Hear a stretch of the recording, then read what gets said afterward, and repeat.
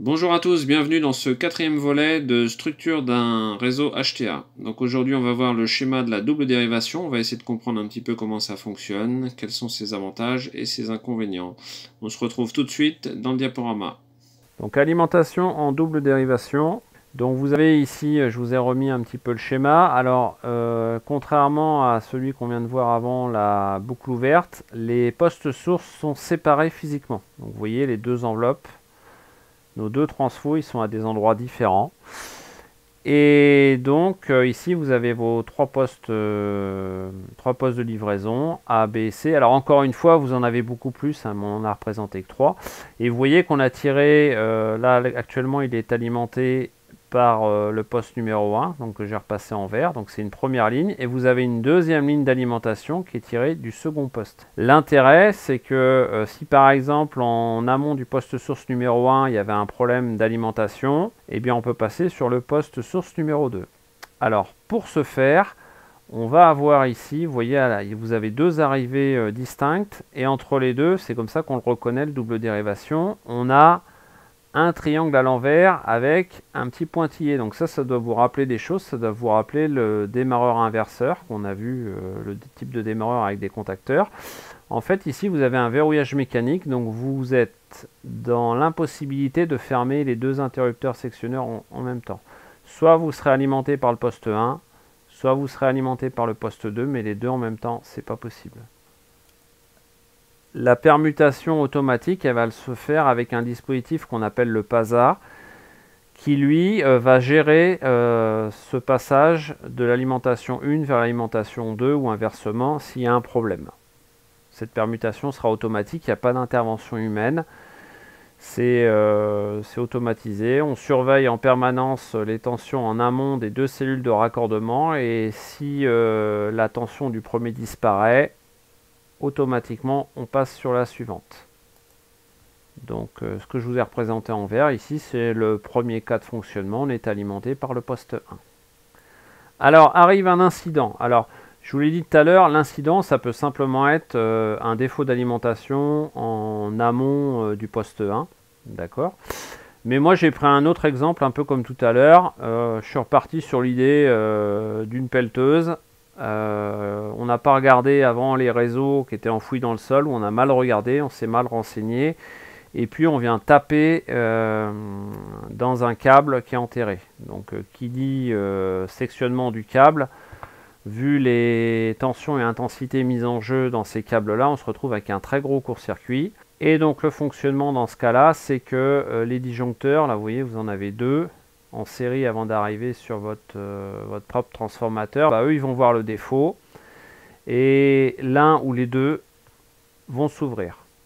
Comme ils vont s'ouvrir, ils mettent fin temporairement au problème.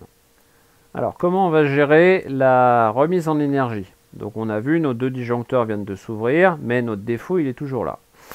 Alors je me mets dans un poste, alors moi je me suis mis dans le poste numéro 2, mais dans chaque poste vous avez un PASA, donc PASA, je répète, permutateur automatique de source de l'alimentation. Lui, qu'est-ce qu'il fait?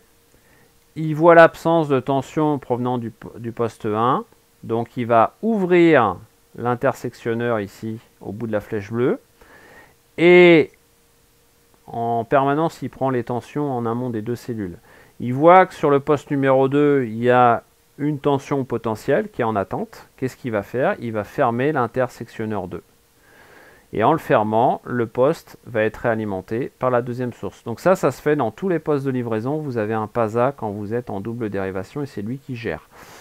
Et je vous le répète, vous avez un verrouillage mécanique. Vous ne pouvez pas fermer les deux postes en même temps. C'est soit le poste 1, soit le poste 2. Donc le PASA, alors il y a différents fabricants. Moi je vous ai trouvé sur internet une entreprise qui est du côté de Cahors qui fait ce type d'appareillage. Vous voyez qu'ici vous avez les différentes cellules. Eh bien certaines cellules de raccordement sont automatiques. Il y a un moteur à l'intérieur et c'est lui qui va lancer l'ouverture de la première, celle qui est sur le réseau défaillant, et qui va fermer l'autre intersectionneur pour alimenter par le poste qui est opérationnel. Toujours le PASA. Alors vous vous rappelez, on était alimenté par le poste 1, on avait notre défaut ici, et donc suite à la manip du PASA, eh bien on est réalimenté par le poste numéro 2. Bien sûr, pendant ce temps-là, il faudra envoyer une équipe pour résoudre le problème du conducteur qui a été sectionné. Si c'est simplement le premier cas dont je parlais tout à l'heure, c'est-à-dire une absence d'alimentation en amont du poste 1, ben on pourra par la suite repasser sur le poste 1 si nécessaire. Donc cette disposition, vous la trouvez essentiellement en région parisienne et dans quelques grandes villes. J'imagine que des villes comme Lyon ou Marseille ont ce genre de dispositif. Alors ça n'est pas sur l'intégralité de la ville de Paris, mais ça va être surtout sur les sites sensibles, c'est-à-dire les hôpitaux, les ministères et les grosses ambassades. L'ambassade américaine, chinoise ou russe sont des ambassades, on ne peut pas les priver de tension. Pareil pour le ministère de la Défense ou le ministère de l'Intérieur, ce sont des points sensibles, donc ils doivent être en permanence alimentés. La remise en énergie, c'est quelques secondes. Donc je répète, les avantages, réalimentation en quelques secondes, on dit qu'on a une très grande continuité de service, c'est-à-dire en fait on n'interrompt pas le courant ou très peu de temps. L'inconvénient, c'est un réseau beaucoup plus coûteux à mettre en œuvre. Alors, 2 lignes à tirer le plus souvent en souterrain. Et en plus, quand vous voulez creuser dans la ville de Paris, c'est une superposition de couches dans lesquelles vous avez le réseau d'eau usée, les réseaux classiques électriques, gaz, etc. Vous avez le métro. Enfin, vous avez tout un tas de choses à Paris qui compliquent la mise en œuvre, la création du réseau. Par contre, une fois que le réseau est créé, il est super efficace au niveau de la continuité de service.